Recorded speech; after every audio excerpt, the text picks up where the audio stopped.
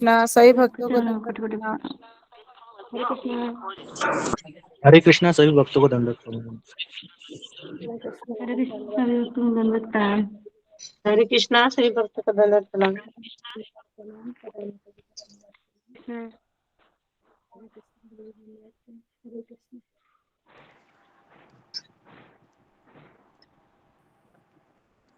हरे कृष्णा परिवार माता जी दंडवत प्रणाम। ममता माता जी दंडवत प्रणाम। वो लोग माता जी सुधा माता जी सभी को दंडवत प्रणाम। गुरु जी दंडवत प्रणाम। हरे हरे कृष्णा कृष्णा दंडवत प्रणाम। दंडवत प्रणाम माता जी। प्रतिमा माता जी दंडवत प्रणाम। हरे कृष्णा ममता माता जी, एकता माता जी, बनमाली माता जी सभी को दंडवत दंडवत प्रणाम प्रणाम। माता जी। हरे कृष्णा सभी भक्तों को दंडवत प्रणाम। हरे कृष्णा रूही माता जी दंडवत प्रणाम। हरे कृष्णा राधे माता जी। हरे कृष्ण गुरु जी दंडवत प्रणाम। सभी भक्तों को दंडवत हरे कृष्णा अशोक प्रभु जी दंडवत प्रणाम। हरे कृष्णा सब प्रभु जी दंडवत प्रणाम। हरे कृष्णा सब भक्तों को दंडवत प्रणाम। हरे कृष्णा सभी भक्तों को दंडवत प्रणाम। हरे कृष्णा। हरे कृष्णा सुधा माता जी दंडवत प्रणाम। हरे अशोक कृष्णा प्रभु। प्रभु हरे कृष्णा जी। प्रतिभा माता जी, सुधा माता जी, हरे ममता कृष्णा माता प्रभु जी, जी दंडवत प्रणाम। रूही माता जी, प्रदाग्नि माता जी। हरे कृष्णा सब भक्तों, एकता माता जी, हरे कृष्णा सब भक्तों को दंडवत प्रणाम।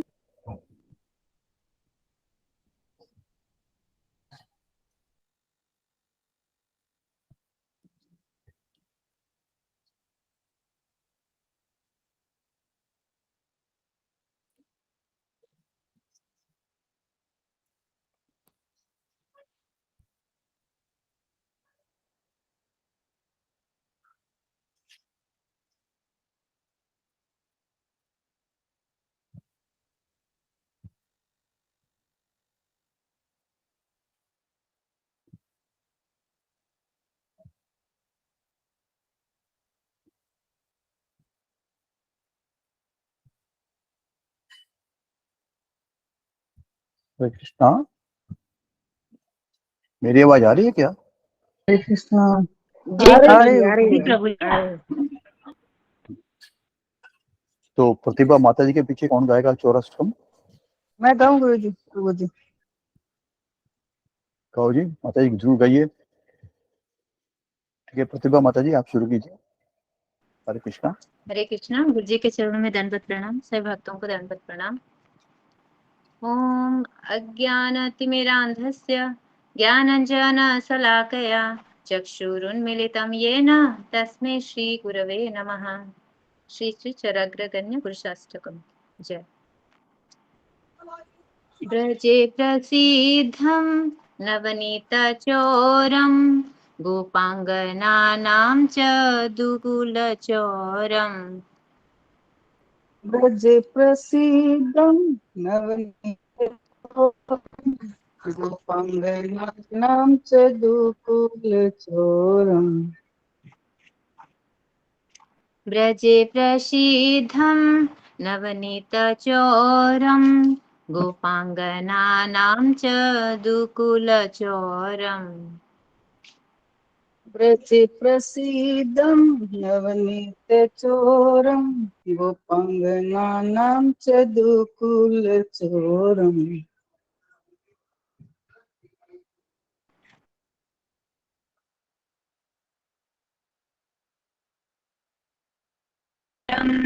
चोराग्रगण्यं पुरुषं नमामि। जन्मार्जित पापचोरं चोराग्रगण्यं पुरुषं नमामि। ब्रजे प्रसीद्धं नवनीतचोरं गोपाङ्गनानां च दुकुलचोरम्।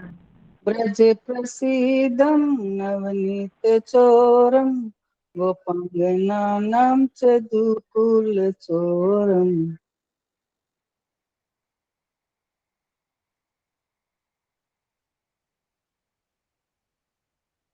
प्रतिभा माता जी आप म्यूट हैं। जय माता जी। क्षमा कीजिएगा। श्रीराधिकाया हृदयस्य चोरं नवाम्बुदश्यामलकान्तिचोरम् श्री राधिकाया हृदयस्य चोरम नवाम्बुदश्यामल कांति चोरम पदाश्रितानां च समस्तचोरं चोराग्रगण्यं पुरुषं नमामि पदाश्रितानां च समस्त चोरम चोरगगनं पुरुषं नमामि अकिञ्चनीकृत पदाश्रितं यः करोति भिक्षुं पथि गेहहीनम् किञ्चनीकृत्य पदाश्रितं यः करोति भिक्षुं पथि गेहहीनम् केनाप्यहो दृष्टः श्रुतो वा न जगत्रयेऽपि केनपयोः भीषण चोर ईदृग् दृष्टसुतो वन जगत्रेऽपि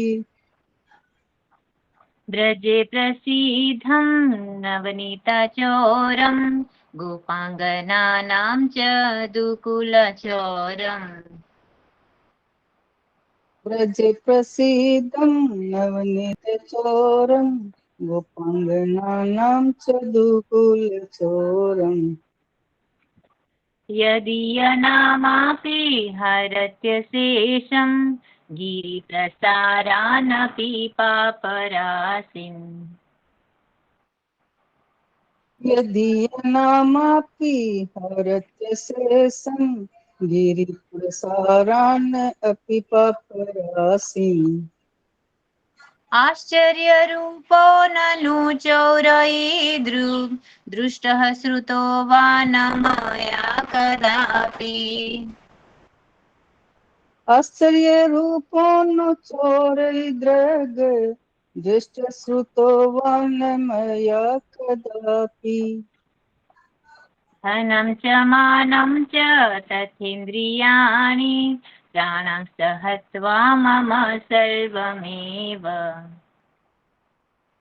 धनं च मानं च तथेन्द्रियाणि प्राणस्य हत्वा मम सर्वमेव पलायसे कुत्र धृतोऽद्य चोर त्वं भक्तिदाम्नासि मया निरुद्धः पलायसे कुत्र धृतोऽगचोरे त्वं भक्तिदान्मासि मया निरुद्ध ब्रजे प्रसीदं नवनीतचोरं गोपाङ्गनानां च दुकुलचोरम् ब्रजे प्रसीदं नवनीतचोरं गोपाङ्गनानां च दुकुलचोरम् छिनसि घोरं यमपाशबन्धं भिनसि भीमं भवपाशबन्धम्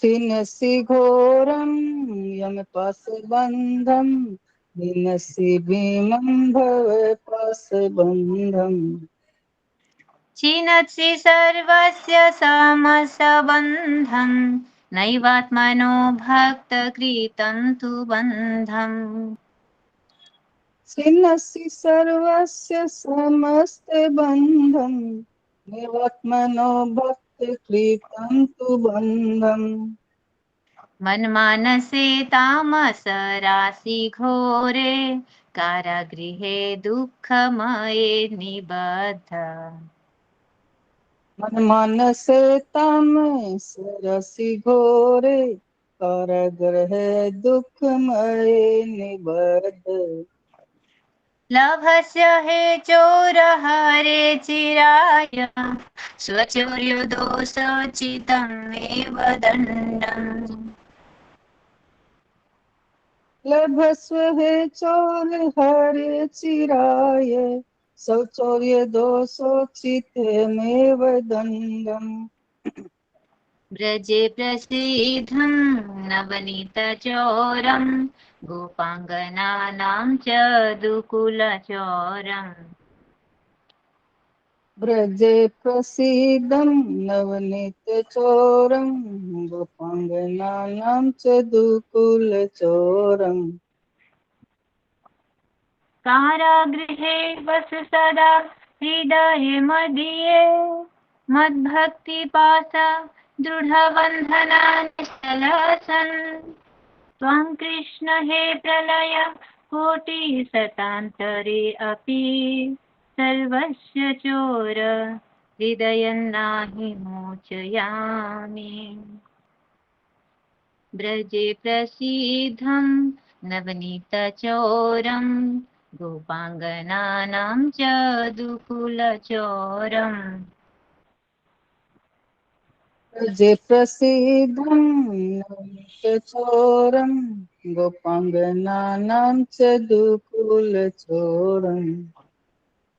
अनेकजन्मार्जित पापचोरं चोराग्रगण्यं पुरुषं नमामि। अनेक जन्मार्जित पाप चोरम चोरग्रगण्यं पुरुषं नमामि। ब्रजे प्रसीदं नवनीतचोरं गोपाङ्गनानां च दुकुलचोरम्। ब्रज प्रसीदं नवनीतचोरं गोपाङ्गनानां च दुकुलचोरम्। हरे कृष्णा कृष्ण कृष्ण हरे हरे, हरे राम राम राम हरे हरे।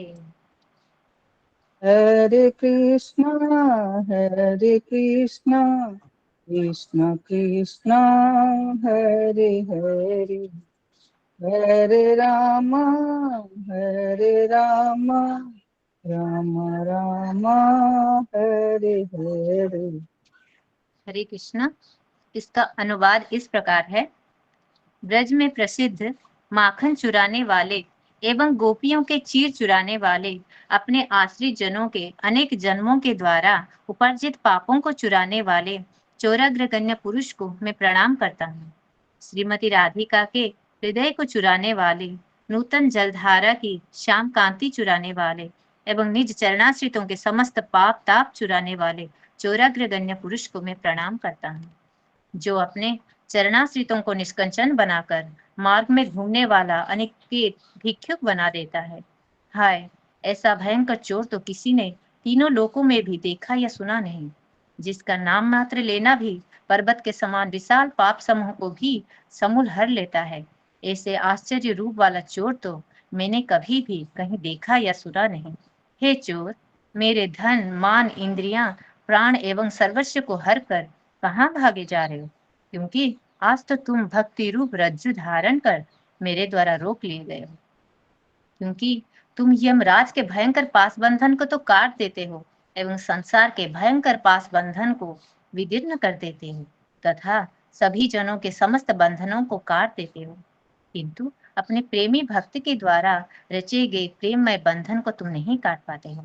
हे मेरे सर्वस्व चुराने वाले चोर रूप हरे, मैंने आज अज्ञान रूप अंधकार समुदाय से भयंकर एवं दुखमय मेरे मन रूपी कारागार में तुमको बंद कर लिया है। अतः अपनी चोरी रूप दोष को, उचित दंड को ही बहुत समय तक प्राप्त करते रहो। हे मेरे सर्वस्व चुराने वाले कृष्ण, मेरे भक्ति रूप पास के दृढ़ बंधन में निश्चल होकर मेरे हृदय रूप कारागार में सदैव निवास करते रहो, क्योंकि मैं तो अपने हृदय रूप कारागार से करोड़ों कल्पों में भी आपको विमुक्त नहीं करूंगा। हरे कृष्ण। गुरु जी के चरणों में दंडवत प्रणाम। बहुत सुंदर माता जी, हरे कृष्णा दोनों माता ने जी, बहुत हरे अच्छा बोल गाया। माता जी, हरे हरे कृष्णा। कृष्णा। सभी भक्तों को बहुत हरे बोल माता जी, बहुत सुंदर माता जी, हरे बोल। बहुत सुंदर गुरु जी से हरि बोल। दंडवत प्रणाम।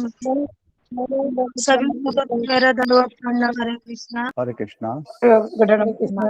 सब भक्तों को दंडवत प्रणाम। हरे कृष्णा। प्रणाम जी भक्ता सभी भक्तों को दंड जी प्रणाम। सुजाता महाराज जी, हरे शिला कृष्ण माता हरे जी, कृष्ण कृष्ण कृष्ण आज अगस्त माह भी हरे कृष्ण समाप्त होने जा रहा है और वृंदावन यात्रा को सिर्फ 2.5 महीने रह गए हैं। कृपया कर अपना प्रोग्राम बना के शीघ्र इन्फॉर्म करें, अपना टिकट बुक कराएं, क्योंकि जितनी देर में आप टिकट बुक कराएंगे उतनी परेशानी होती है और व्यवस्था करने में भी थोड़ी दिक्कत आती है।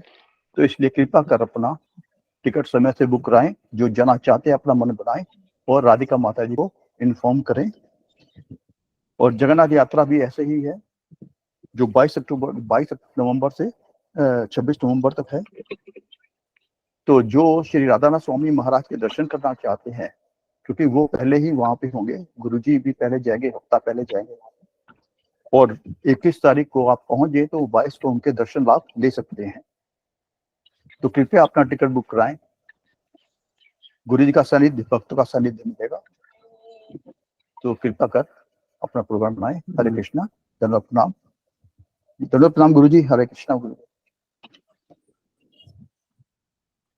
हरे कृष्णा सबको हरे कृष्णा गुरु जी दंडवत कृष्ण कृष्ण दंडवत प्रणाम है गुरु जी, सभी को दंडवत सभी भक्तों को दंडवत हरे कृष्णा हरे कृष्णा हरे कृष्णा हरे कृष्णा हरे कृष्णा हरे कृष्णा हरे कृष्णा हरे कृष्णा दंडवत प्रणाम। हरे कृष्णा हरे कृष्ण गुरु जी दंडवत। हरे कृष्ण गुरु जी दंडवत। सभी भक्तों को चरणों में हरे कृष्णा हरे कृष्णा जी। ओम अज्ञान जी। ओम अज्ञानतिमिरन्धस्य ज्ञानाञ्जनशलाकया चक्षुरुन्मीलितं येन तस्मै श्रीगुरुवे नमः। श्रीचैतन्यमनोभीष्टं स्थापितं येन भूतले स्वयं रूप कदा मह्यं ददाति स्वपदान्तिकम्।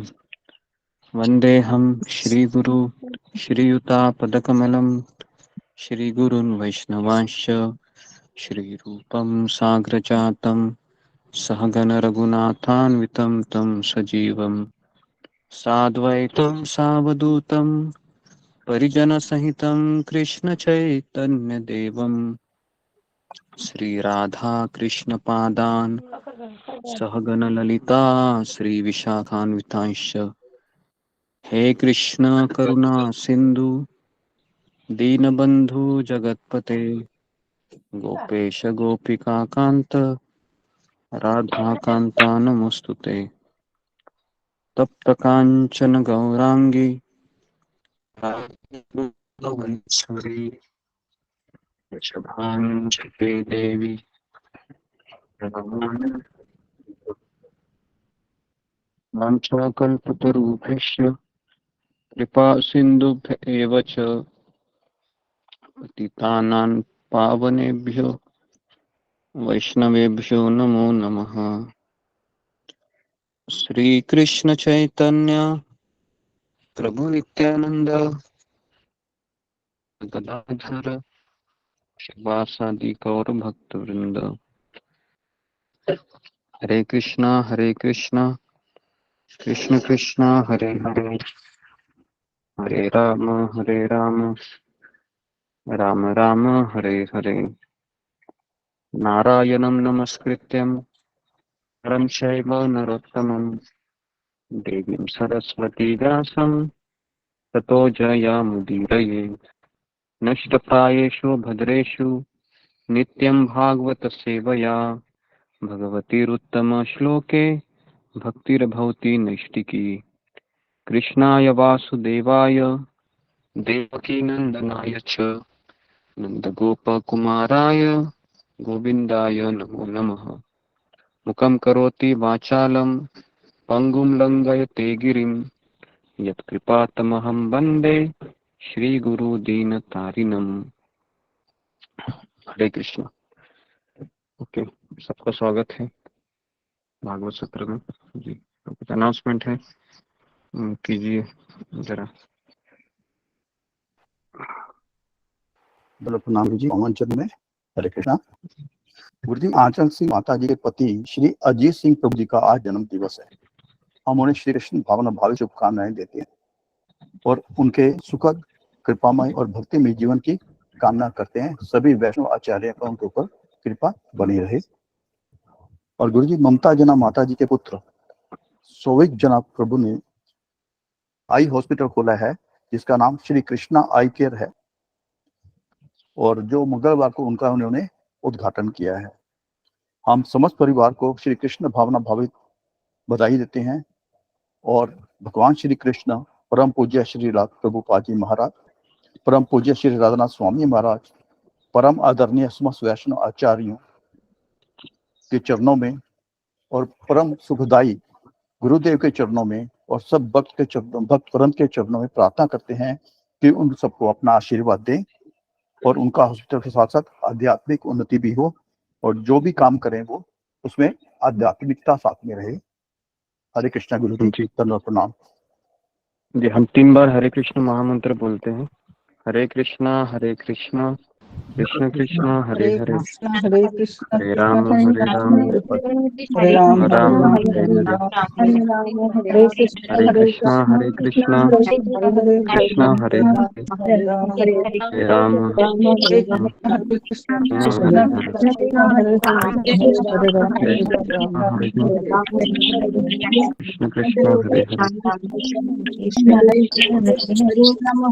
हरे राम राम हरे हरे। हरे कृष्णा। ओके, धन्यवाद सबका। तो जी, तो सैटरडे हमने भागवतम का सत्र था। हरे कृष्ण गुरु जी। तो जी, एक और प्रार्थना आपके पावन चरणों में, अगर आप आगे आए तो आगे जी बोलिए ना। गुरु जी, जब शाम को चौरसकम होता है मंदिर में, हाँ। तो हाँ। आपकी आवाज या भक्तों की वैष्णव की आवाज नहीं आती। हमारे कान उत्सुक रहते हैं आप सबको सुनने के लिए, और हम भी पीछे बोल नहीं पाते। तो कृपया करके अगर आप हेडफोन मुझे का ऐसा इस्तेमाल करें। आवाज आ रहा होगा, मुझे ऐसा लग रहा था। आवाज नहीं नहीं आ रहा है क्या? नहीं गुरु जी, बिल्कुल आवाज नहीं आता। किसी कभी को कभी नहीं आ बीच में रहा है? हल्का हल्का, और हम भी चाहते हैं कि हम वैष्णव के आवाज सुने और उनके साथ बोलें, एक्चुअली पर आवाज बिल्कुल नहीं आता। प्रॉब्लम ये है कि अंदर नेटवर्क का काफी इशू है। बारिश के कारण भी नेटवर्क नहीं आता। मैं भी तो वही चाह रहा था, आप लोगों को वैष्णव का आवाज सुनाई दे, इसके लिए तो मैं रखता हूँ वो, है ना। अभी ठीक है, लेकिन मैं इतना नजदीक जाके बैठता हूँ, आप सोच रहे होंगे कि उससे नजदीक तो फिर मैं बैठ ही नहीं सकता हूँ। मैं कैसे तो उस जगह के लिए पहले नंबर लगाना पड़ता है, काफी भीड़ होती है।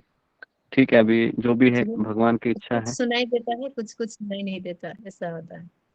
हाँ हाँ, गुरु जी, ठीक है। हेडफोन नहीं इस्तेमाल कर सकते? मेरा हेडफोन का, आवाज तो आता है माइक आपको? का एटलीस्ट मैं कभी कभी बोलता हूँ नहीं आता तो गुरु जी। मेरा भी आवाज नहीं हाँ, आता। कभी कभी आता है बीच में गुरु जी।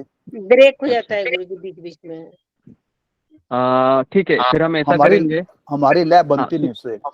हाँ, जी जी बराबर। तो हम क्या करेंगे कि 6:50 to 7, है ना, मैं आपके लिए मैं सौराष्ट्रकम गाता हूँ, है ना।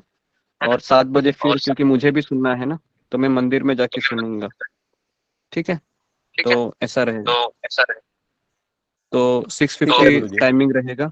तो ये आप नोट कीजिए। और लिंक हमेशा प्रतिभा माता जी आपको रोज 6 बजे भेजना है। ठीक है, क्योंकि लिंक के में मेरा वो काम दायित्व नहीं, आप है ना, हमेशा लिंक भेज दीजिए। ठीक है, क्योंकि लिंक का भी इशू होता है काफी। अभी 15 ही दिन बचे हैं, तो है ना। और उसके बाद फिर वो वीडियो शुरू ही रहेगा 7 बजे के बाद, है ना। और फिर आप क्या कीजिए, अगर आपको सुनाई दिया तो बहुत अच्छा है, तो 7:15 बजे मैं बंद कर दूंगा, क्योंकि मैं 7 बजे मंदिर में जाऊंगा।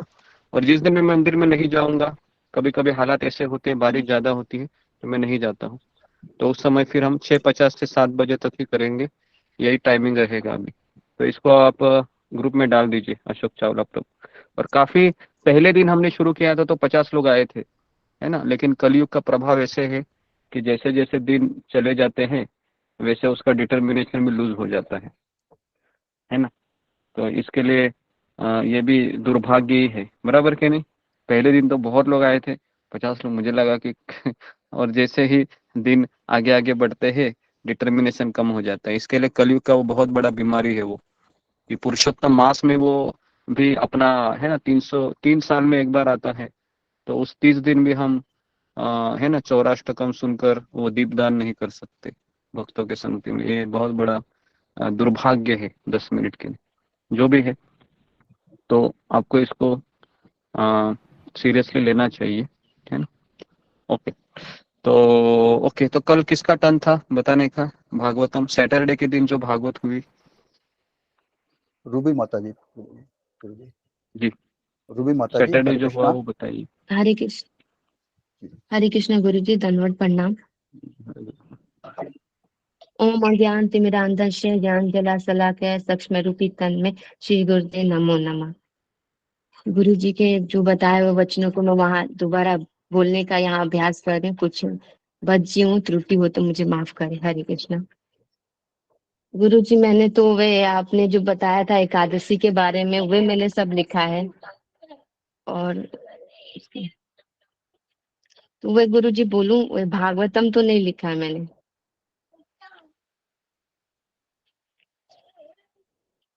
हरे कृष्णा। ओके ठीक है, बताओ जो तुमने लिखा है। और नेक्स्ट टाइम जिसका भी मंडे टर्न रहेगा उनको आपको सैटरडे का ही बताना है। संडे के दिन हमारा साक्षात्कार होता है। या ओके जी गुरु जी, आपने पदमनी एकादशी के बारे में बताया था, जो कि 3 साल में एक बार आता है। अधिक मास में भी पुरुषोत्तम मास में भी चल रहा है, जो कि साथ साथ एकादशी भी है उस दिन। आज जो माला करता है उसे डबल बेनिफिट मिलता है। और भगवान हमें प्रश्न उनको खुश करने के लिए हमें एकादशी करना चाहिए, सत्संग करना चाहिए, ज्यादा से ज्यादा उस दिन माला करना चाहिए और भगवान के नाम का श्रवण कीर्तन करते रहना चाहिए, जो गुरु की हमारी सेवा करते हैं। जैसे कि हमारे गुरु जी भी हमारी सेवा करते हैं, वैसे हमें भी इस मास में अधिक से अधिक सेवा करने का लाभ उठाना चाहिए, बताते हैं गुरु जी।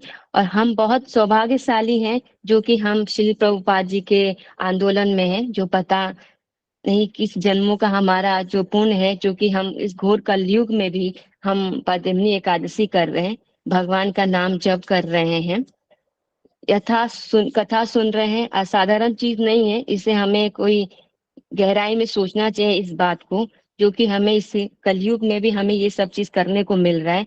इसे हमें इसको अच्छे से हो सके तो हमें पालन करना चाहिए। पूरे ब्रह्मांड में भी अनगिनत आत्माएं हैं जो भगवान को भूल गए हैं, लेकिन हम एटलीस्ट श्री प्रभुपाद जी और गुरु की कृपा से हम ये एकादशी भी कर रहे हैं, जो सुन पा रहे हैं। असाधारण बात नहीं है, हमें ये सोचना और समझना चाहिए जो हमें मिल रहा है वे कोई चीपली नहीं लेना चाहिए, इसको अच्छे से यूज करें इस चीजों को। आप चाहो तो इसको सगोपन करना चाहिए, सगोपन करना चाहिए, नहीं तो ये हमें माया रूपी लुटेरे लेके जा सकते हैं, छीन लेंगे। और हमेशा हमें भाग्य के ऊपर सोचना है। ऐसा नहीं सोचना है कि जो हमें भक्ति मिली है हमें उसमें भक्ति करें फिर भी हमें संकट आ रही है, ये कभी नहीं सोचना चाहिए। हमें ये सोचना चाहिए कि जो हमें भगवान दे रहे हैं संकट, उसे हमें अपने हमारे लिए है, जो कि हमें उनके धाम को ही लेके जाने वाला है। तो हमें कृष्ण का समझ के प्राप्त करके चलना चाहिए। हमको माया में देवी के चैलेंजेस भी देती हैं, तो हमें ये चैलेंजेस को एक्सेप्ट करते हुए हमें भगवान की सेवा करते हुए खुशी खुशी हमें आगे बढ़ना चाहिए। और हमें ये सोचना चाहिए कि गुरु की सेवा करना ही हमारा गंतव्य है और कोई हमारा गंतव्य नहीं है। भक्ति विनोद ठाकुर कहते हैं कि अगर मुझे आप अलग कोई भी योनि में जन्म दे, एटलीस्ट हमें मुझे शुद्ध भक्त के घर पे जन्म दे, ताकि मैं उसका उच्छिष्ट खा के वहां पर पड़ा रहूं, वे कीर्तन करे तो हम सुन सके। ये हमें प्रार्थना करनी चाहिए, ये हमारा मनोभाव होना चाहिए। ये सब करने के लिए यही भाव होना चाहिए। जब हम जपा करते हैं या एकादशी करते हैं, कुछ भी करते हैं, तो हमें ये भाव रखना चाहिए जो हम भक्तों का ये श्रेष्ठ माना जाता है। जो यहाँ पर हमारे आचार्य जी भी बताते हैं ये हमारा भाव होना चाहिए। हमें रिचुअलिस्टिक तरह से नहीं करना जैसे कर्म कांडी करते हैं। एटलीस्ट हमें ये पता चला है कि एकादशी क्यों करना चाहिए। बहुत लोगों को कोई पता नहीं होता है कि हमें एकादशी की क्या कारण होता है करने का, तो हमें ये करना चाहिए। इस दिन हमें दान देना चाहिए। बहुत से महत्व है, सुकृतियाँ इकट्ठा होती है भक्ति के लिए। एकादशी आपने फिर भागवतम में आपको सुनाया गया था, तो आपने हमें बताया जैसे कि भरत महाराज थे, वे भी अपने भाव स्तर पर रह के एक हिरण के आसक्ति में चले गए। तो हम तो छोटे मोटे इंसान साधारण, हमारी कोई गारंटी नहीं है कि हम कब तक रहेंगे। तो हमें क्या करना चाहिए, तो हमें एटलीस्ट जो हमें मिल रहा है तो उसको हमें सहयोग ना चाहिए। उसी तरह आप हमें मोटिवेट करते रहते हैं कि हम इसमें बने रहे सत्संग में, ताकि हम कहीं जाए नहीं। तो इसीलिए हमें हमेशा सत्संग का सहारा है। हमारा कोई सहारा नहीं है, एक सत्संग ही है जो कि हम इस सत्संग में रहने का आश्रय ढूंढना है। और आप एक कथा बताते हैं जहाँ ओके, हरे कृष्णा। हाँ, रुक जाइए। ओके जी, तो 9:30 बज गए हैं, तो हम शुरू करते हैं जी। ओके, तो श्रीमद् भागवतम का पहला स्कंद 13 अध्याय और श्लोक क्रमांक कहाँ तक हम रुके थे? अशोक चावला को 23 कहाँ रुके थे? 23। 23 ओके, श्लोक क्रमांक 24। अग्नि निसृष्ट दत्त च गरदारा च दूषिता हतम क्षेत्रम धनम येषाम तद्दत्ते असुभी कियत। अनुवाद: आपने अग्नि लगाकर तथा विष देकर जिन लोगों को मारना चाहा,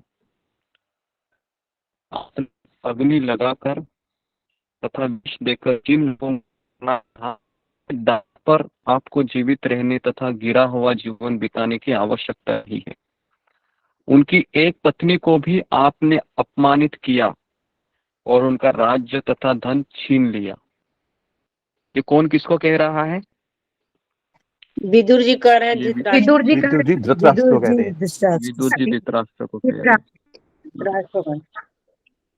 तो बहुत इंपॉर्टेंट है कि पिछले श्लोक में विदुर जी है वह धृतराष्ट्र को कुत्ता कह रहे हैं कि तुम्हें कुत्ते हो, और भीम तुमको क्या दे रहा है? रोटी फेंक रहा है तुम्हारे पास।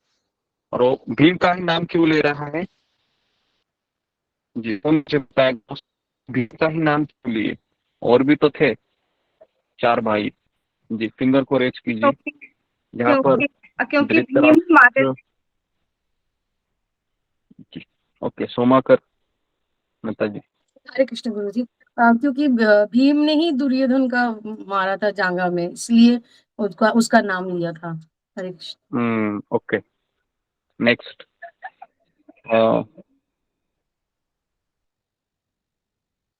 जी, मंजू सिंह माता जी।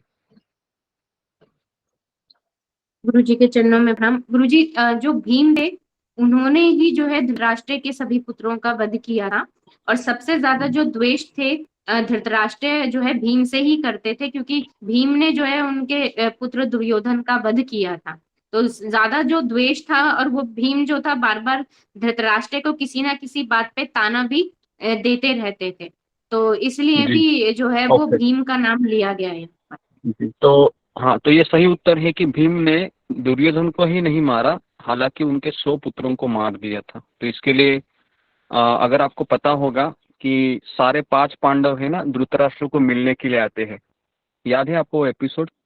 और जब और धृतराष्ट्र अपने नकली है ना अपना जो हंसी है वो पेश करता है, और सबसे पहले है कृष्ण है युधिष्ठिर महाराज को आगे करते हैं। युधिष्ठिर महाराज को ऐसा आलिंगन करते हैं, और उसके बाद कृष्ण कहते हैं कि ये भीम है। तो जैसे ही तो भीम आगे बढ़ता है, तुरंत कृष्ण कहते हैं कि रुको। तो समझ में नहीं आता है कि कृष्ण रुकने को क्यों कहा। तो बगल में एक भीम का बड़ा पुतला था, तो उस बड़े पुतले को क्या किया, आगे किया, है ना, उन्हीं के साइज का था, और इतना कसकर उसको आलिंगन किया, पूरा वो जो पुतला है वह तहस नहस हो गया। देखा है आपने वो एपिसोड, महाभारत में देखा होगा, है ना? जी प्रभु जी। लोहे का पुतला बना। देखा लोहे होगा। का था। जी। तो इस तरीके से इतना क्रोध था। उसके बाद फिर वो रोने लगता है। अभी ये सब क्या है, एपिसोड में दिया गया है, लेकिन इतना मैंने सुना था। उसके बाद क्या प्रतिक्रिया होती है, धृतराष्ट्र को अच्छा लगता है, तो इतना गुस्सा था। तो इसके लिए विदुर जी है वह उनका नाम लेते हैं, खास करके भीम का। और उसके बाद कहता है कि पता है आपने क्या किया है, और भी उन लोगों को जला देने का कोशिश किया। कहाँ पर? लाक्षागृह में, है ना? लाक्षागृह। उनको बीज देकर जिन लोग मारना चाहा भीम को, उन्हीं के दान पर अभी हो रहा है। शर्म नहीं आती आपको? तो इस तरीके से बोल रहा है, शर्म नहीं आती है आपको, लज्जा नहीं है? और उसके बाद आपने पत्नी को अपमानित किया, जब बेचारी सवाल का उत्तर मांग रही थी, है ना, कि जिस पति ने पहले से दाव को अपने आप को हरा लिया है, वो कैसे अपनी पत्नी को दाव पर लगा सकता है? क्या उसको ये अधिकार है? तो अगर अधिकार भी है तो भी उसको ये पूछ के करना चाहिए था। क्या युधिष्ठिर ने पूछा था द्रौपदी को कि मैं तुमको दाव पर लगा रहा हूँ, मुझे परमिशन दो? बिल्कुल नहीं पूछा था, है ना? तो इस तरीके से तो इतना सब बता रहे हैं विदुर जी, ताकि धृतराष्ट्र को एहसास हो। उसके बाद श्लोक में, मरने हेतु तो आपकी अनिच्छा होने तथा आत्मसम्मान की बलि देकर जीवित रहने की भी आप नहीं क्षीण होगा तथा पुराने वस्त्र की तरह आवाज नष्ट हो ब्रेक हो जाएगा। रही है।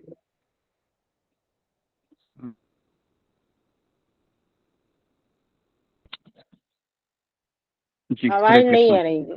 तो हाँ, रुको।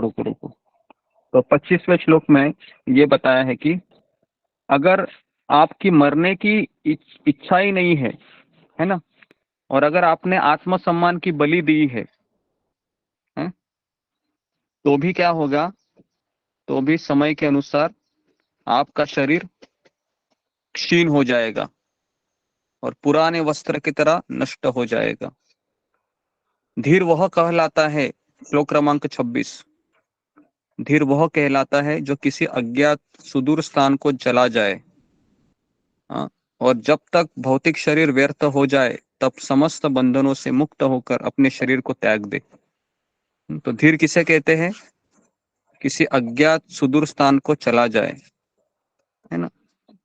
लेकिन हमारे लिए अज्ञात सुदूर स्थान कौन सा है? भक्तों का संग। समझ में आ रहा है? ऐसा नहीं कि चलो अभी ऐसी जगह जाता हूँ जहां पर केवल पेड़ हो, पौधे हो, हरियाली दिखे, मुझे झरने दिखे, कोई इंसान ना दिखे, क्योंकि इंसान दिखने से क्या होगा? वापस सारी परेशानी जन्म देगी। इसके लिए लोगों के बीच रहना पसंद नहीं करते। देखे आपने ऐसे लोग, बिल्कुल रिश्तों में आने में उनको अच्छा नहीं लगता है, बोलते हैं कि क्या करो वहां पर जाके, केवल दुखी मिलता है। तो इसके लिए काफी लोग अवॉइड करते हैं रिश्तेदारी में जाना, शादी में जाना। उनको अकेला रहना अच्छा लगता है ना? लेकिन अकेला रहने पे वो किनकी सेवा करता है फिर? अपने इंद्रियों की सेवा में लग जाता है ना? अकेला रहेगा तो भी फायदा नहीं है, क्योंकि अकेला रहेगा तो उल्टा ज्यादा दिमाग खाएगा। पता है आपको? एटलीस्ट आप लोगों के साथ रहते हो तो दिमाग इतना नहीं हमारा मतलब दिमाग इतना हमारा खराब नहीं होता है जितना अकेले रहने से होता है। तो इसके लिए जो अकेले रहना पसंद करते हैं और जिनको भक्ति में बिल्कुल आनंद नहीं आता है, ऐसे लोगों को लोगों के साथ रहना चाहिए, है ना? जो लोग सुसाइड करते हैं उनका सर्वे देखा गया है कि वो अकेले रहना ज्यादा पसंद करते हैं। समझ में आ रहा है? ओके, तो इसके लिए अकेले मत रहिए ज्यादा। और अगर अकेले रहना है तो आप भक्त होने चाहिए, तो आप अकेले रह सकते हैं। तो इस तरीके से 26वें श्लोक में बताया गया है। 27वें श्लोक में बताया गया है कि अपने आप से या दूसरे के समझाने से जो व्यक्ति जाग जाता है और इस भौतिक जगत की असत्यता तथा दुखों को समझ लेता है तथा अपने हृदय के भीतर निवास करने वाले भगवान पर पूर्णतः आश्रित होकर घर त्याग देता है, वह निश्चय ही उत्तम कोटि का मनुष्य है। तो व्यक्ति के जगने के यहाँ पर दो चीजें बताए गए हैं। पहला, अपने आप ही जग जाए। व्यक्ति अपने आप कब जग जाता है? कौन बताएगा मुझे?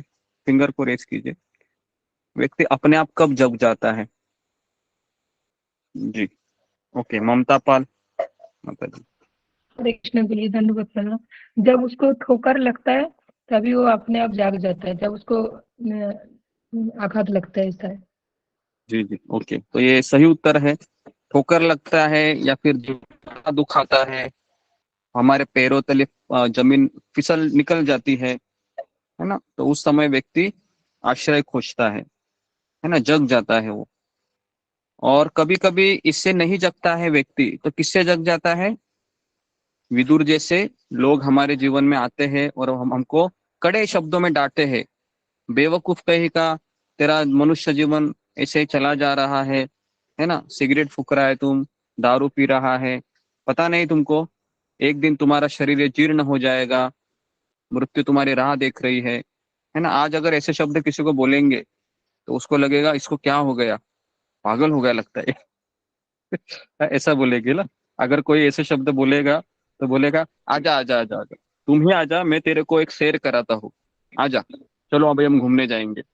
तो अभी के लोग ऐसे है ना, उनको ऐसी बातें भी करके फायदा नहीं, इतने गिरे हुए हैं अभी कि ये बातें भी अगर किसी को बताएंगे तो वो हंसी मजाक में लेंगे, बराबर है, हंसी मजाक में लेंगे, बोलते कि क्या है ये। श्लोक क्रमांक 28, हाँ यहाँ पर सॉरी 27 के तात्पर्य में प्रभुपाद ने अध्यात्मवादियों की 3 श्रेणियां दी है। तो पहला लिखिए धीर, दूसरा है सन्यासी और तीसरा है निष्ठावान। ये 3 प्रकार के अध्यात्मवादी की श्रेणियां हैं। इसको अंडरलाइन कीजिए जिनके पास भागवत रहेगा। जिनके पास भागवत है उन्होंने अंडरलाइन कीजिए। ये 3 श्रेणियां। धीर का अर्थ क्या है? जो पारिवारिक संगति से दूर रहने के कारण विचलित नहीं होता। वाह वाह, क्या डेफिनेशन दिया है देखो। अगर हम हमारे घर में एक दिन के लिए भी बाहर जाए, है ना, हमारे घर से, तो कितने फोन करेंगे? कितने लोगों का ये अनुभव है कि आप घर परिवार से बाहर गए और आप पूछ रहे कॉल करके खाना खाया क्या, ये हो गया क्या, ये आ गया क्या घर पे? हाँ, बराबर है। तो हम धीर होते हैं क्या? हम धीर नहीं होते। हम क्या होते हैं? अधीर होते हैं, अधीर, है ना, अधीर हो जाते हैं हम। हाँ, कितने लोगों ने ऐसे जीवन में देखा है ना, फिंगर को रेज कीजिए कि आप परिवार से दूर गए हैं और आप नॉर्मल नॉर्मल फोन से भी ज्यादा फोन करते हैं उस समय, है ना। और अब क्यों क्यों होता है ऐसा? क्योंकि विचलित हो गया है मेरा मन, क्योंकि मुझे लगता है कि मेरे बिना घर कैसे चलेगा। खास करके लेडीज को ऐसा लगता है, जेंट्स को इतना नहीं लगता है। जेंट्स एक दिन 2 दिन छुट्टी मार के क्या 1 महीना 2 महीना भी रह लेता है ना। लेकिन कुछ जेंट्स ऐसे भी होते हैं कि बहुत आसक्त रहते हैं अपने परिवार से, तो फोन करते पूछते रहते हैं। जी, तो कम से कम 22 लोग हैं जो अधीर होते हैं जब परिवार की संगति से। इसका कारण क्या है?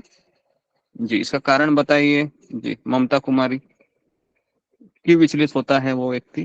गुरु जी, क्योंकि उसको परिवार वालों से बहुत ज्यादा आसक्ति होती है गुरु जी। हाँ, परिवार वालों से आसक्ति है, ओके, धीर हो गया। दूसरा है सन्यासी। सन्यासी मतलब जो निराश भावना के कारण विरक्त जीवन बिताता है। ओके ओके, सन्यासी मतलब कौन है? जो अपने जीवन में निराश हुआ है ना, निराश हुआ है। कितने लोग आप अपने जीवन में निराश हुए हैं? फिंगर को रेस कीजिए। जीवन में निराश हो गए हैं, इसके लिए सोचा कि थोड़ा चेंज माला कर लेता हूँ या सत्संग कर लेता हूँ या कर लेती हूँ। ओके, तो हमारे ग्रुप में निराश भावना के कारण विरक्त जीवन बिताने वाले लोग ज्यादा है। मतलब सब सन्यासी है लगते हैं। अच्छा है। हमारे ग्रुप में सब सन्यासी है, सब लोग निराश है। तो प्रभुपाद लिखे यहाँ पर, निराश भावना के कारण विरक्त जीवन बिताता सन्यासी है ना। लेकिन हमारे सन्यासी कैसे घर में रहने वाले सन्यासी है ना जी। अच्छा है। नेक्स्ट तीसरा है निष्ठावान। निष्ठावान मतलब जो भगवान का भक्त है, जो श्रवण तथा कीर्तन के द्वारा ईश चेतना मतलब भगवान की चेतना को जगाता है अपने हृदय में, और फिर भगवान के ऊपर आश्रित रहकर गृह त्याग कर देता है। तो पहले के लोग घर को छोड़ देते थे, पता है आपको, क्योंकि उनको पता था अगर मैं घर छोड़ दूंगा तो भी मेरा कृष्ण ख्याल रखेंगे। अगर आज भी अगर हम घर छोड़ते हैं, है ना, घर छोड़ने का तो है नहीं, हाँ, क्योंकि पुरुष लोगों ने छोड़ना चाहिए, क्योंकि ये लेडीज लोगों के लिए उपदेश है क्या, ये धृतराष्ट्र को उपदेश दिए जा रहे हैं, है ना, जो जेंट्स है, ओके, जो पुरुष है। तो इतना आसान नहीं है छोड़ना, है ना। अगर आप छोड़ोगे मान लो निराश होकर, और आप सोच रहे हो मैं हिमालय की चोटी पे जाके बैठूं अभी, जहां पर मुझे याद ही ना आए और मोबाइल का नेटवर्क भी नहीं पकड़ेगा यहाँ पर, तो है ना, हिमालय की चोटी पर जाके और आंखें बंद करके ध्यान लगेगा। ध्यान लगाने के बाद उसको किसकी याद आएगी, उसको अपने पत्नी की याद पहले आएगी, है ना।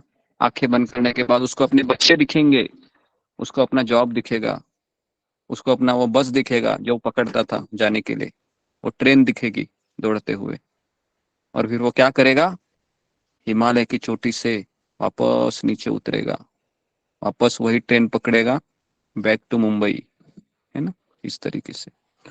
तो इसके लिए इतना आसान नहीं है, तो इसलिए हम घर में रहकर प्रैक्टिस कर रहे हैं ताकि एक दिन हम उसके लिए लायक बने।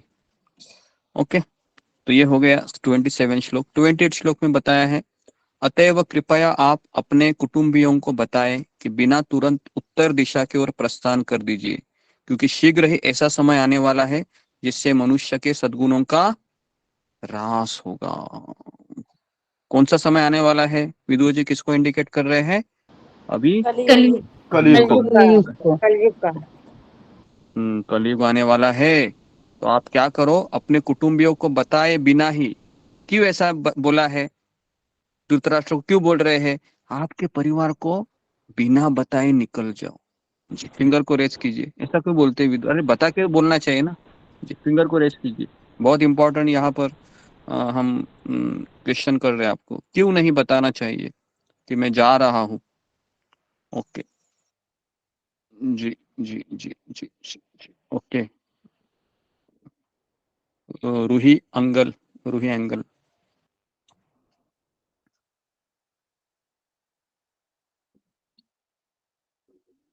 लक्ष्मी देवी माता जी। हरे कृष्णा गुरुजी, पंचांग प्रणाम। क्योंकि परिवार वाले रोक लेंगे गुरुजी फिर। हाँ, परिवार वाले रोक लेंगे, ओके, इसलिए नहीं बताना चाहिए। ओके, दूसरा कारण क्या है जी? एक कारण हमको मिल गया कि रोक लेंगे जी, दूसरा कारण मुझे जी सुषमा बाग माता जी बोलिए।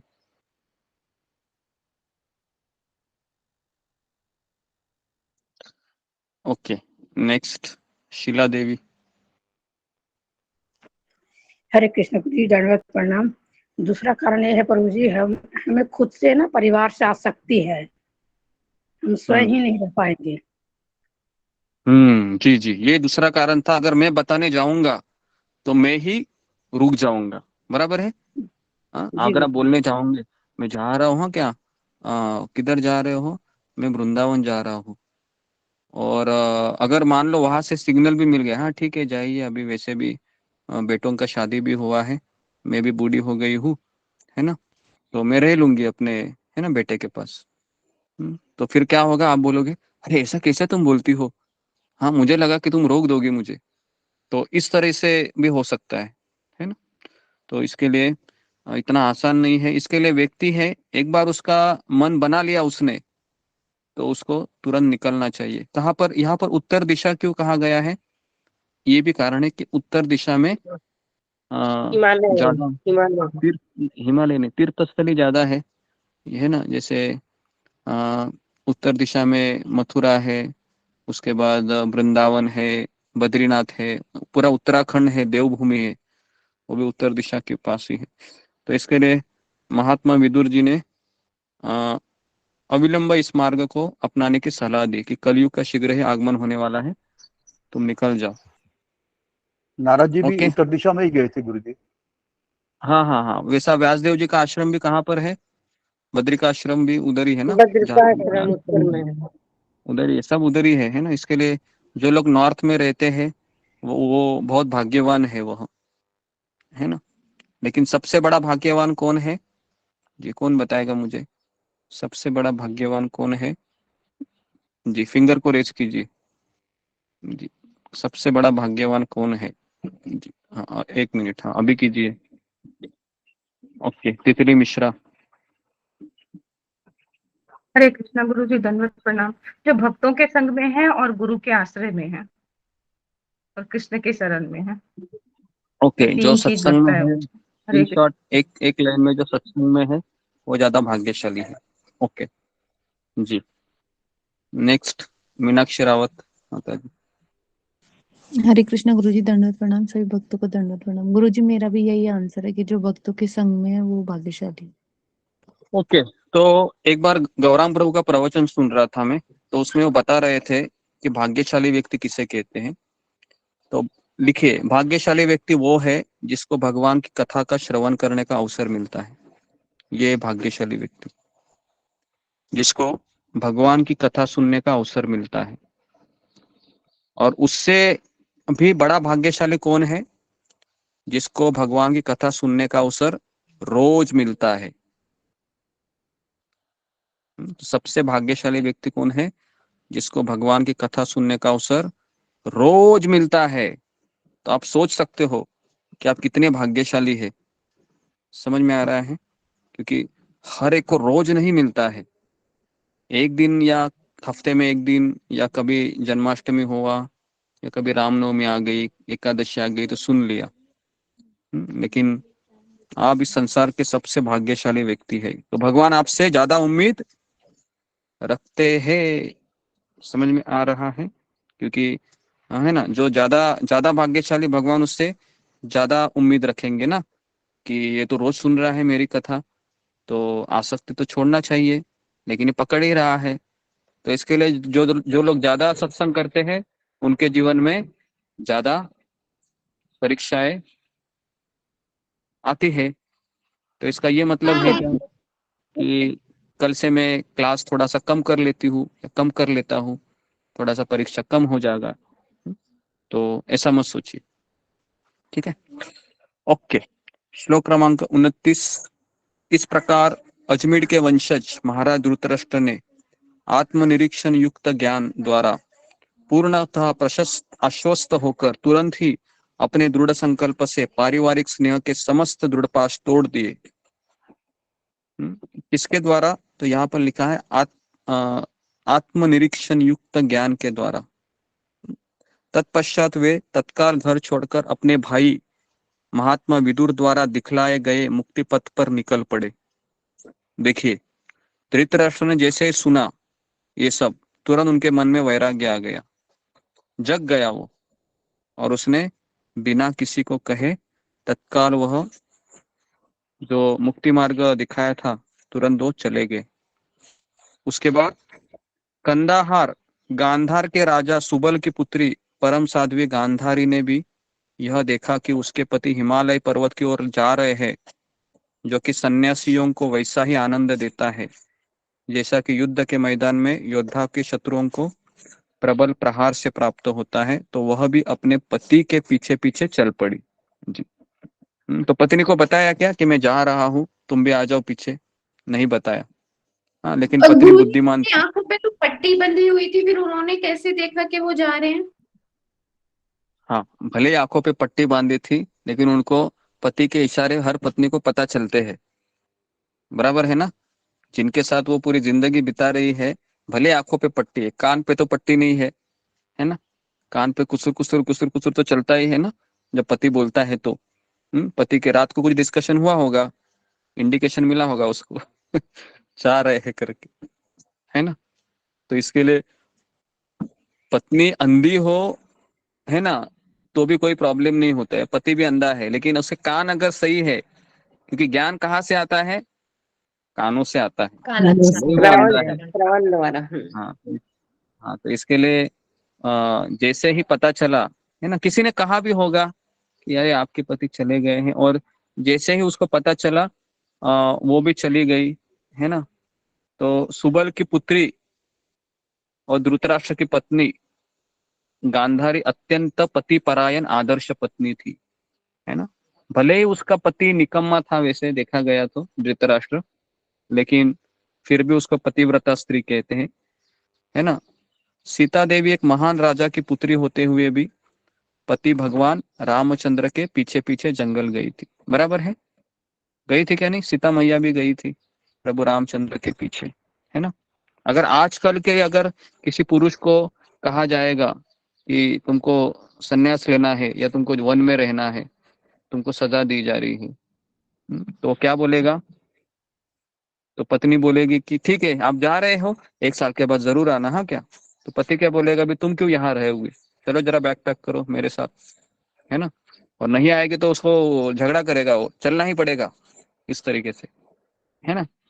तो पहले के पत्नियों को बताया नहीं जाता था, उनको समझता था कि मेरा ये कर्तव्य है, और पहले के पति भी आज के पति के जैसे भी नहीं होते थे, है ना, ये भी दूसरी बात है, वो भी कर्तव्य परायण होते थे, अपने कर्तव्य को जानते थे, वो वैदिक कर्तव्य को, है ना। भले ही धृतराष्ट्र कैसा भी हो, लेकिन उसको वर्णाश्रम धर्म पता था, ब्राह्मण का कर्तव्य क्या है, क्षत्रिय का क्या है, इस तरीके से। ओके, श्लोक क्रमांक 31 में अजात शत्रु महाराज युधिष्ठिर ने वंदना करके सूर्य देव को अग्नि यज्ञ अर्पित करके तथा ब्राह्मणों को नमस्कार करके उन्हें अन्न, गाय, भूमि तथा स्वर्ण अर्पित करके अपने नैतिक प्रातःकालीन कर्म किए। तत्पश्चात वे अपने गुरुजनों का अभिवादन करते होने के लिए राजमहल में प्रविष्ट हुए। जैसे ही वो गए, उन्हें न तो उनके ताऊ मिले, ताऊ मतलब चाचा धृतराष्ट्र नहीं मिले, नहीं राजा सुबल की पुत्री गांधारी अर्थात ताई मिली। इसका अर्थ क्या है, युधिष्ठिर महाराज है वो जैसे ही सुबह का उनका कार्यक्रम हो गया, है ना, उसके बाद वो कहा जाते थे अपने बड़े जनों का पैर छूने के लिए। पहले परंपरा होती थी, है ना। अभी ऐसा होता है क्या, होता अभी है सुबह, गुरुजी अभी भी। हाँ अभी भी होता है। ओके, अच्छा होता है तो बहुत ही अच्छा है, लेकिन अभी सुबह सुबह झगड़े ज्यादा होते हैं, है ना। वंदना तो बाद में हो गया, सुबह सुबह कुछ ना कुछ ऐसे टॉपिक निकलते हैं कि पूछो मत, ऐसा लगता है कि ये क्यों आया सुबह सुबह। तो इस तरीके से अभी यहाँ पर सूर्य देव को अग्नि यज्ञ अर्पित करके, तो आप बोलोगे कि महाराज युधिष्ठिर ने तो शुद्ध भक्त है ना, तो ये सूर्य देव की पूजा क्यों कर रहे हैं। जी फिंगर को रेस कीजिए कृपया करके, अगर ये चीज अगर आपको समझ में आएगी तो आपका दूसरा नाम अपराध है वो पूरा चला जाएगा। जी जी फिंगर को रेस कीजिए, क्यों महाराज युधिष्ठिर अग्नि सूर्य देव को अर्पित कर रहे थे अग्नि यज्ञ, इसकी क्या आवश्यकता थी। जी किसी को आता है, जी ममता कुमारी बोलिए। हरे कृष्णा गुरुजी। गुरुजी मुझे लगता है कि आपने भगवत गीता में बताया था कि सूर्य चंद्र जितने भी देवी देवता है ये सब भगवान के ही अंश है, इसके लिए वो ऐसा करते हैं गुरुजी। जी ये कारण इन्होंने दिया, अभी ये सही उत्तर है कि वो भगवान के अंश के नाते उनको प्रणाम करते थे। और दूसरा कारण क्या है जी, अशोक चावला प्रभु, दूसरा कारण बताइए। जरा प्रणाम गुरु जी। दूसरा कारण ये है गुरु जी कि सूर्य से हमें प्रकाश मिलता है और वनस्पतियां फलीभूत होती हैं, और उन देवताओं का भी जो ईश्वर रूप है, कृष्ण रूप है, धन्यवाद करना हमारा कर्तव्य हो जाता है कि हम पर कृपा दृष्टि बनाए रखें। ओके ठीक है। और जी ऋतुपर्णा। हरे कृष्णा गुरुजी, दंडवत प्रणाम, सभी भक्तों को दंडवत प्रणाम। गुरुजी मुझे लगता है ये जो सूर्य का जो तेज है वो कृष्ण से आता है, और एक मुझे ठीक से याद नहीं है, और राधा रानी भी सूर्य को वो जल चढ़ा रहे थे, वो कृष्ण सोचकर जल चढ़ा रहे थे। हरे कृष्णा। जी ओके, तो बेसिकली दूसरा कारण ये है कि महाराज युधिष्ठिर कौन थे? राजा थे, है ना। तो जैसा राजा करेगा वैसे ही प्रजा करेगी। तो राजा के लिए एक उचित उदाहरण प्रस्थापित करने के लिए भी वो करते थे इस तरीके से, ताकि सभी लोग तो भगवान के भक्त तो नहीं रहेंगे ना, कुछ कुछ लोग कर्मकांडी भी होते हैं राज्य में, तो एटलीस्ट उन लोगों को भी दिखाने के लिए कि हाँ ये करना जरूरी है। तो इस तरीके से ये भी एक कारण था। तो यहाँ पर बताया गया है कि जो व्यक्ति शास्त्रों द्वारा नियत आदेशों का पालन करने को तैयार नहीं होते, वे मात्र किताबी ज्ञान से उत्तम व्यक्ति नहीं बन सकते। ओके, तो इसके लिए आधुनिक गृहस्थों को विभिन्न प्रकार की जीवन शैलियों की आदत हो गई है, जैसा कि देर से जगना, फिर बिना किसी प्रकार के ऊपरी वर्णित शुद्धि के बिस्तर में लेटे लेटे चाय पीना, घर के बालक अपने माता पिता को जो कुछ करते देखते उसी का अभ्यास करते हैं, अतः वह सारी की सारी पीढ़ी का नरक की ओर पतन हो गया है। प्रभुपाद कहते हैं जब तक वे साधु की संगति नहीं करते तब तक उनसे किसी अच्छाई की आशा नहीं की जा सकती। तो अगर किसी के पुत्र है ना, तो उसको साधु के संगति में 1 महीना 2 महीना 1 साल ट्रेनिंग लेना चाहिए। मैं खुद जब इस्कॉन में आया तो मैं कम से कम 4 साल में इस्कॉन मंदिर में रहा। 4 साल सुबह से लेकर रात तक उधर ही खाना पीना रहना सोना, 24 घंटा उधर ही रहता था मैं, है ना। जब मैं इस्कॉन में आ गया, क्योंकि मुझे लगा कि मुझे ट्रेनिंग की बहुत जरूरत है, क्योंकि पिछले 18 साल में अज्ञान में था। तो मैंने बिना अपने घर को बताए, मेरे घर वालों को पता ही नहीं था मैं कहाँ था। 4 साल में मंदिर में रहा, माँ पिताजी खोज रहे थे मुझे, लेकिन अगर मैं बता के जाता था तो फिर मुझसे ये सब नहीं होता था, वो मुझे वापस घर पे बुलाते थे। इसके लिए मैं बिना बताए चला गया, 4 साल रहा मैं, है ना, कुछ नहीं हुआ, है ना। 4 साल के बाद फिर वापस माता पिता ने थोड़ा डांटा, तुमको बोल कर नहीं जाता था, ये नहीं वो नहीं, ठीक है 1 घंटा सुन लिया, लेकिन 4 साल मेरा फायदा हो गया, है ना। तो वो 4 साल फायदा इतना हुआ कि उस 4 साल फायदे के वजह से मैं जहाज में 10 साल सर्वाइव कर पाया अकेले। इतना मुझे एनर्जी मिला उस 4 साल में। तो इसके लिए जब जब यात्रा निकलती है, 4 दिन हो 5 दिन हो 2 दिन हो, आना चाहिए, क्योंकि वही मेमोरीज है जो हमें मोटिवेट करती है। तो इसके लिए एटलीस्ट सबको मैं कह रहा हूँ, जगन्नाथपुरी का यात्रा है, आप आ जाइए, सोचो मत, जो सोचेगा उधर ही रहेगा। ओके ओके, नेक्स्ट 32 है 32 श्लोक में। उसके बाद जैसे ही युधिष्ठिर महाराज को पता चला कि मेरी गाय नहीं है, तो चिंतित हो गए। ऐसा नहीं, दूसरा कौन होता तो क्या बोलता, अच्छा होगा चले गए, कब से कुर्सी को लेके बैठे थे, है ना, पूरा हमारा जिंदगी खराब किया इस व्यक्ति ने, क्या नहीं किया इस व्यक्ति ने, अच्छा हो गया चला गया, ऐसा कोई बोलता था। लेकिन बोले कैसे, उल्टा चिंतित हो गए। और महाराज युधिष्ठिर फिर कहाँ गए, संजय की ओर गए, क्योंकि संजय उसका कौन था, धृतराष्ट्र का संजय था, सचिव थे। सचिव था, सचिव। हाँ सचिव था, मंत्री था उसका। और कहा, और मुड़े जो वहां बैठे थे उनसे पूछा, हे संजय, हमारे बूढ़े तथा दृष्टिहीन ताऊ कहाँ है, ये सवाल पूछा। मेरे शुभचिंतक चाचा महात्मा विदुर तथा अपने सभी पुत्रों के निधन से अत्यंत शोकाकुल हुई माता गांधारी कहाँ है। मेरे ताऊ महाराज धृतराष्ट्र भी अपने समस्त पुत्रों तथा पुत्रों के कारण शोकार्त थे, निसंदेह में अत्यंत कृतघ्न हूँ। देखो, उन्होंने अपने आप को दोषी माना। तो ये भक्त का पहचान होता है, भक्त हमेशा अपने आप को उत्तरदायित्व मानता है। लेकिन मैं वापस बता रहा हूँ, ये शुद्ध भक्त है, हम शुद्ध भक्त नहीं है ना। लेकिन फिर भी हमें सोचना चाहिए कि आइडल चीज ये है ना। भले ही हम हरिदास ठाकुर नहीं है, 152 माला हम नहीं कर सकते, लेकिन ऐसा तो नहीं ना कि 152 नहीं कर सकते तो माला बढ़ाना नहीं चाहिए, माला बढ़ाते रहना चाहिए धीरे धीरे। हाँ, क्योंकि हर कोई इस्कॉन में ये आर्गुमेंट देता है, अरे मैं तो हरिदास ठाकुर नहीं हूँ, मैं क्या माला करूंगा, है ना। ऐसा बोलने लगे तो वो एक भी माला नहीं करेगा, है ना। तो इसके लिए कम से कम 16 माला कहा है हमको। तो अतएव क्या वे मेरे अपराधों को अत्यंत गंभीर मानकर अपनी पत्नी सहित गंगा में कूद पड़े। तो उनको ये डाउट हो गया, क्या उन्होंने सुसाइड तो नहीं किया। अपने पत्नी के सहित गंगा में, क्योंकि मैं तो अपराधी था। तो श्लोक क्रमांक 34, जब मेरे पिता पांडु की मृत्यु हो गई, हम सभी छोटे छोटे बालक थे, तो इन दोनों चाचा ताऊ ने हमें समस्त प्रकार की विपत्तियों से बचाया था। हाय, वे यहाँ से कहाँ चले गए। अभी आप सोच सकते हो कि एक्चुअली युधिष्ठिर महाराज का पूरा जो परिवार था, कुंती महारानी, उसके उसके 5 पुत्र, है ना, उनकी विपत्तियां किसने बढ़ाई थी? इसी व्यक्ति ने बढ़ाई थी, है ना, धृतराष्ट्र ने, है ना। लेकिन युधिष्ठिर महाराज क्या कह रहे हैं?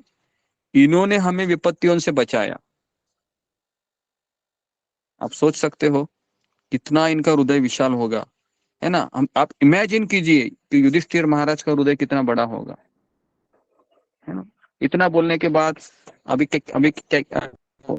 कैमरा है वह सूत गोस्वामी के पास जाता है। सूत गोस्वामी कह रहे हैं, अभी सूत गोस्वामी ने कहा, करुणा तथा मानसिक शोक के कारण संजय ने अपने स्वामी धृतराष्ट्र को न देखने से अत्यंत दुखी हो गए। वो अतएव वे युधिष्ठिर महाराज को ठीक से उत्तर नहीं दे सके। तो श्लोक क्रमांक 36 में सर्वप्रथम उन्होंने बुद्धि के द्वारा अपने मन को शांत किया। तो व्यक्ति ने अपने मन को कैसे शांत करना चाहिए?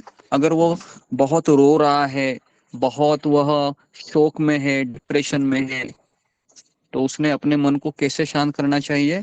अपने बुद्धि के द्वारा, है ना जी। लेकिन उसकी बुद्धि भी अगर माया में गिर गई है तो फिर उसका कोई कारण नहीं है। फिर उसको तो कोई बाहर का व्यक्ति लगेगा उसको शांत करने के लिए, है ना। फिर अश्रु पोंछते हुए संजय ने फिर अपने आंसू पोंछे, रो रहा था बेचारा, और अपने स्वामी महाराज धृतराष्ट्र के चरणों का स्मरण करते हुए वे महाराज युधिष्ठिर को उत्तर देने लगे। तो अभी आप बोलोगे कि ऐसे गधे व्यक्ति का स्मरण कर रहा है ये संजय, लेकिन ऐसा नहीं था। संजय भले ही धृतराष्ट्र कैसा भी हो, लेकिन एक दायित्व होता है कि जिसके, है ना, जिसका हम नमक खा रहे हैं, जिसका हम नौकरी कर रहे हैं, उनके प्रति हम कृतज्ञ रहे। तो संजय कहता है, नाहं वेद व्यवस्थितं पित्रोर्व कुलनंदन गांधार्य वा महाबाहो मुषितोस्मि महात्मभि। संजय ने कहा, हे कुरुवंशी, मुझे आपके दोनों बुजुर्गों तथा गांधारी के संकल्प का कुछ भी पता नहीं है। हे राजन, उन महात्माओं द्वारा मैं तो ठगा गया। तो इस तरह से बोलता है वो कि आपके दोनों बुजुर्ग, मतलब महात्मा विदुर और ये धृतराष्ट्र, और तीसरा है गांधारी, इन्होंने क्या किया, कहाँ गए, मुझे कुछ पता नहीं चला, है ना। तो यह जानकर आश्चर्य कि महात्मा अन्य व्यक्तियों को धोखा देते हैं, किंतु यह सच है कि महात्मा महान उद्देश्य के लिए अन्य व्यक्तियों को ठगते हैं। ऐसा किसने ठगा था? तो तात्पर्य में लिखा हुआ है कि कृष्ण ने युधिष्ठिर महाराज को क्या कहा था? झूठ बोलो, कहा था कि नहीं? याद है आपको? कृष्ण ने हाँ झूठ बोला। तो लोग कहेंगे, अरे तुम्हारा कृष्ण के लिए तुम सुबह 4 बजे उठते हो, पता है वो कौन है? सबसे बड़ा झूठा है वो, ऐसा बोलेंगे, है ना। तो ऐसे लोग बोलते भी हैं, झूठा है वो, उसके बाद चोर है वो, भाग जाता है, डरपोक है। लेकिन यहाँ पर लिखा हुआ है कि महान उद्देश्य के लिए महात्मा अन्य व्यक्तियों के लिए ठगते, हालांकि वो भगवान है। तो इसके लिए जो प्रामाणिक भक्त है उसके समक्ष एकमात्र कसौटी है कि भगवान की प्रसन्नता, और उसके जीवन की परम सिद्धि यह है कि अपने धर्म द्वारा भगवान को प्रसन्न किया जाए। यही गीता और भागवत का निर्णय है ना। तो इस तरीके से श्लोक क्रमांक 38 में जब संजय इस प्रकार से बोल रहे थे, तब शक्ति संपन्न दैवी पुरुष श्री नारद मुनि अपना तंबूरा लिए वहां प्रकट हुए, और महाराज युधिष्ठिर ने अपने भाइयों सहित अपने अपने आसन से उठकर प्रणाम करते हुए उनका विधिवत स्वागत किया। तो देवर्षि नारद को पता चला कि पांडव लोग अभी चिंता में रहेंगे।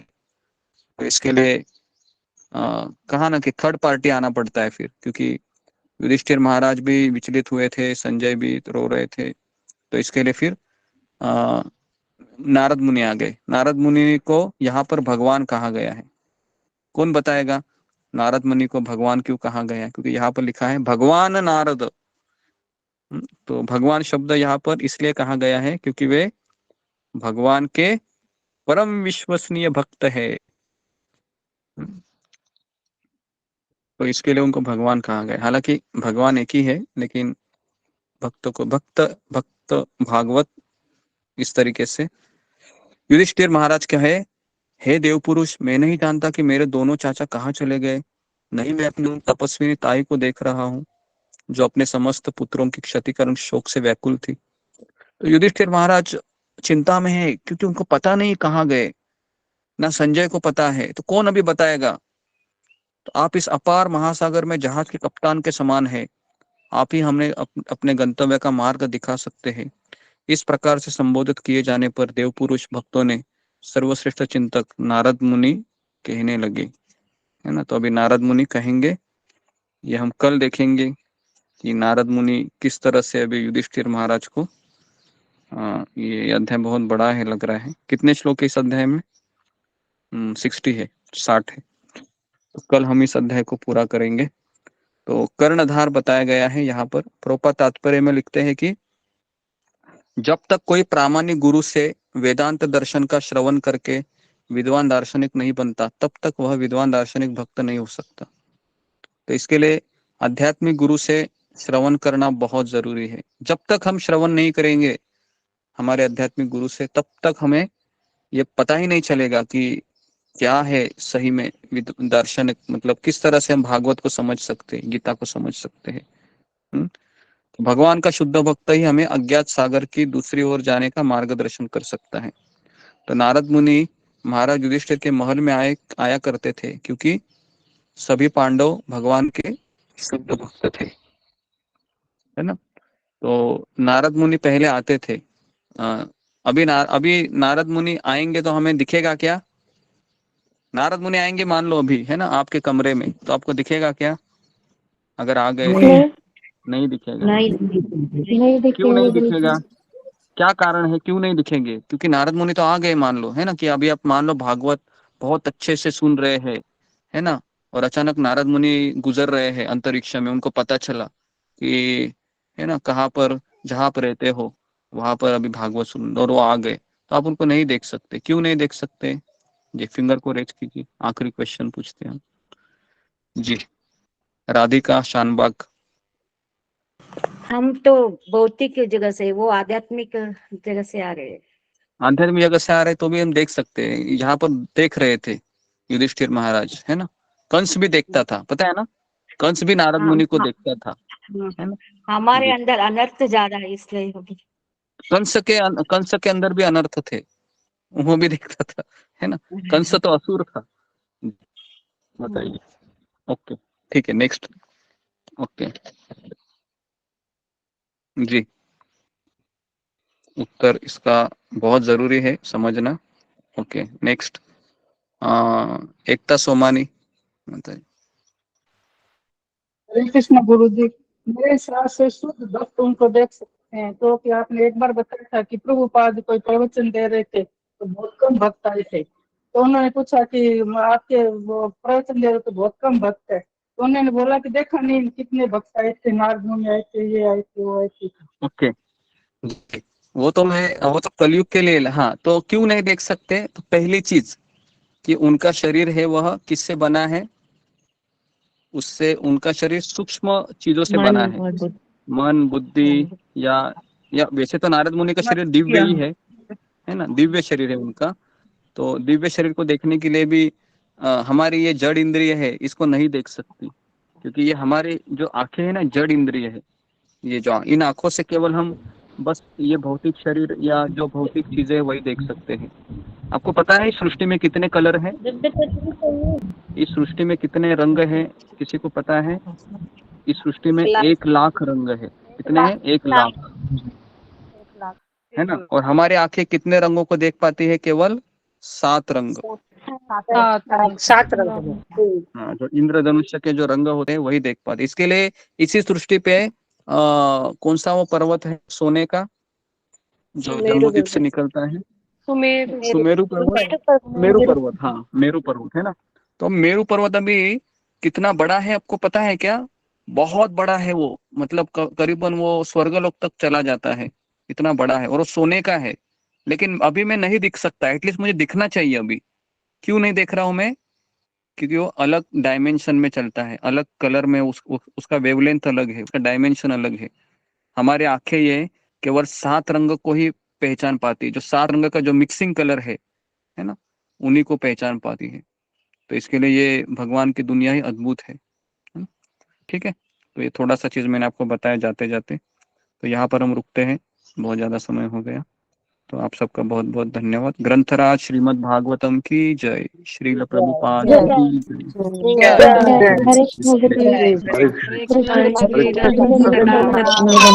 सभी को दंडवत प्रणाम।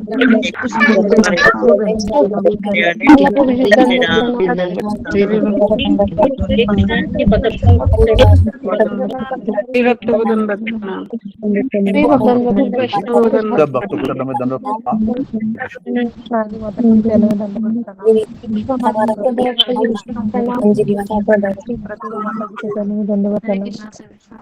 पूजा माता जी को दंडवत प्रणाम।